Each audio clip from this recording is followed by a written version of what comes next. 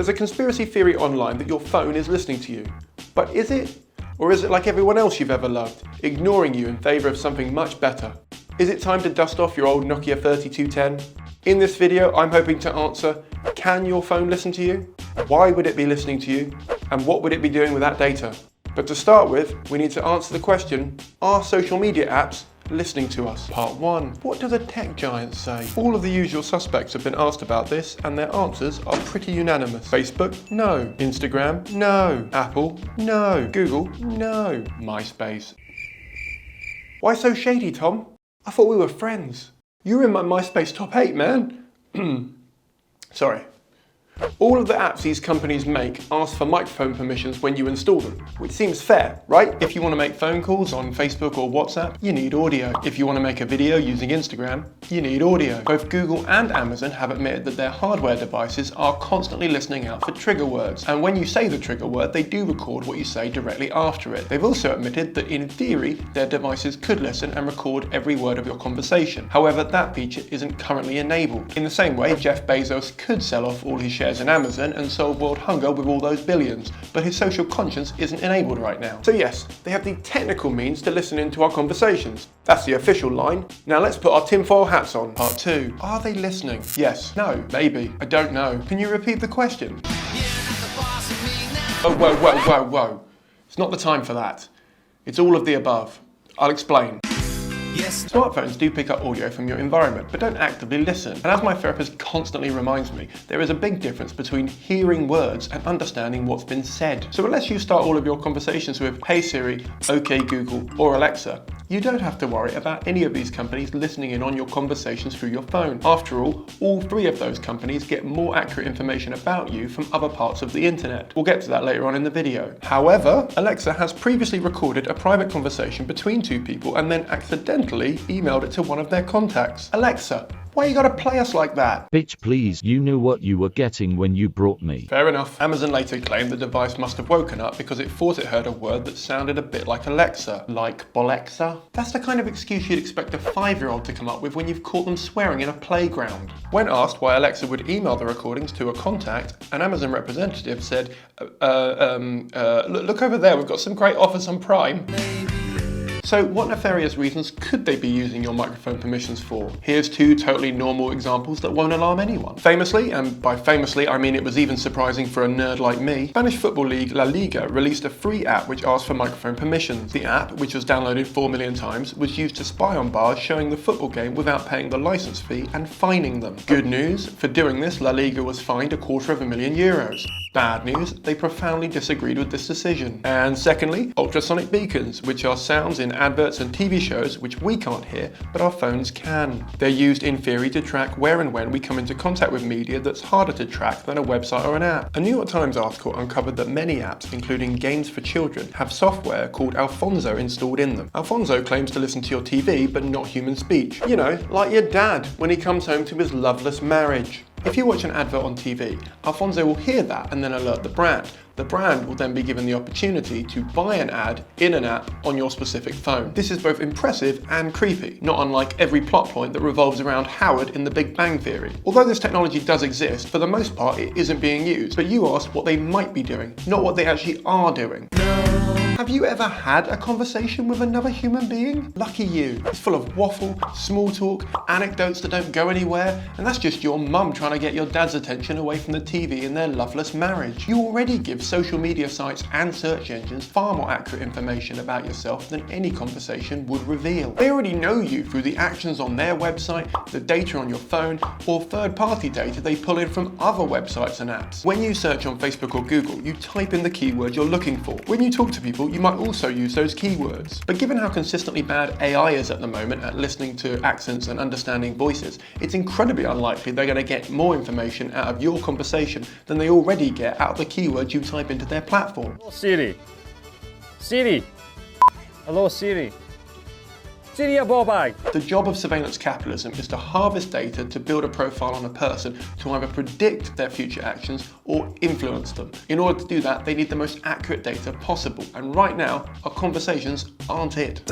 You're boring. Part 3. Why should we care? Social networks and search engines, hell, any website that uses surveillance capitalism as a model to fund their future business, have sold our data in the past. There's one thing to sell what we search for late at night, and another to sell our private conversations. When you search online, you're using their platform, so you're at least giving a level of consent to them tracking that keyword on their platform. But recording our conversations without clarity is shady as fuck. You might not care that Pornhub knows all your dirty little preferences, but you might be having a three-way with Alexa without even knowing it. The reason some of us care is because we can remember a time before the internet when being spied upon wasn't normal. Nowadays, the average teenager couldn't give a shit about giving up all their data as long as they can see what BTS are up to. Out of interest, was this video recommended to you after having a chat about data or privacy? If so, please comment below. I'm interested to see how many people have had this video suggested to them after having a conversation about the possibility of their phone listening to them. Part 4. Actual research. There's a ton of people online who claim to have tested this, but call me old-fashioned,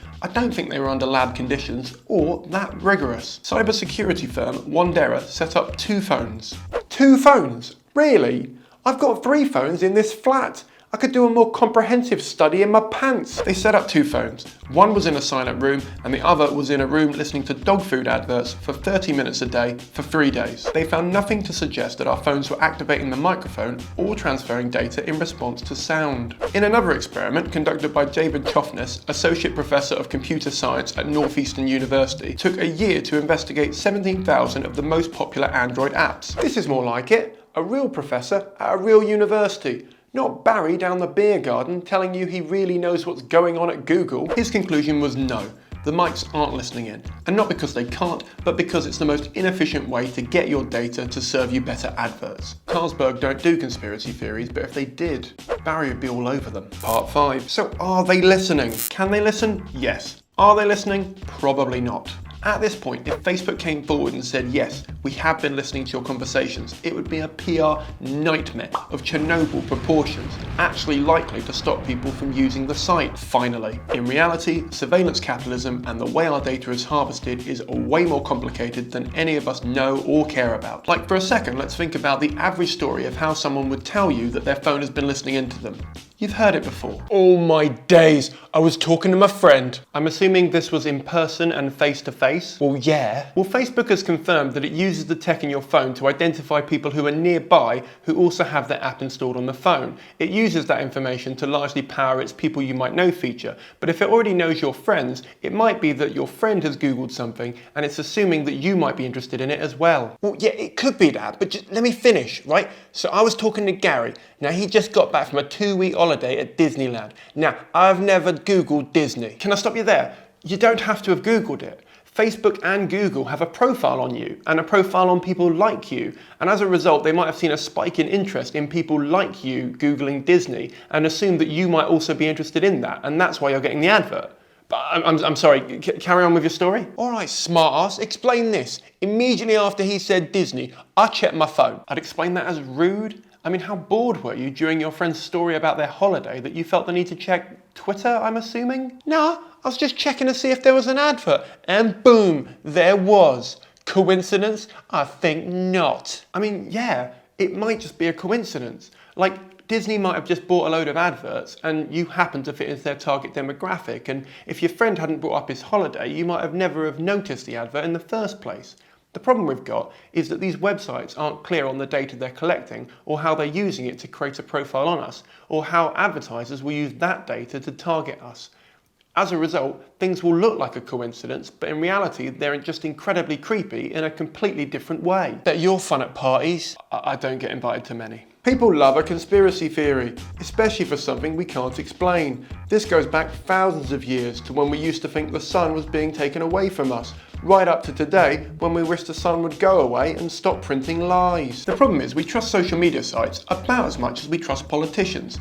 They've proven they don't have our best interests at heart, and as a result we constantly think the worst of them, and rightly so. They might be being honest with us, but it still feels like gaslighting when we say, you've been listening to us, and they say, no. But you did take all that other data? We're paranoid. And can you blame us? Advertising has become so complex and invasive that often their models on us know what we want before we even know it, which could explain the perfectly timed adverts. Humans are wired to find patterns, and observational bias often means we will make connections to find the answers that we want, like clouds looking like dinosaurs or Jesus in a slice of toast. This isn't to say that anyone's experience is wrong, it's just if we apply Occam's razor and look for the simplest answer. Currently, listening to our conversations is a long and inefficient way to get our data. As a result, I don't think they're doing that. But the truth is much worse. Fun fact, most apps you have will work fine if you decline them permissions, so it might be worth you going through your phone and seeing what data you can protect right now. I mean, not right now. Right now you should like and subscribe to my YouTube channel to get more comedy deep dives from me. Then you can go off and sort out your own privacy.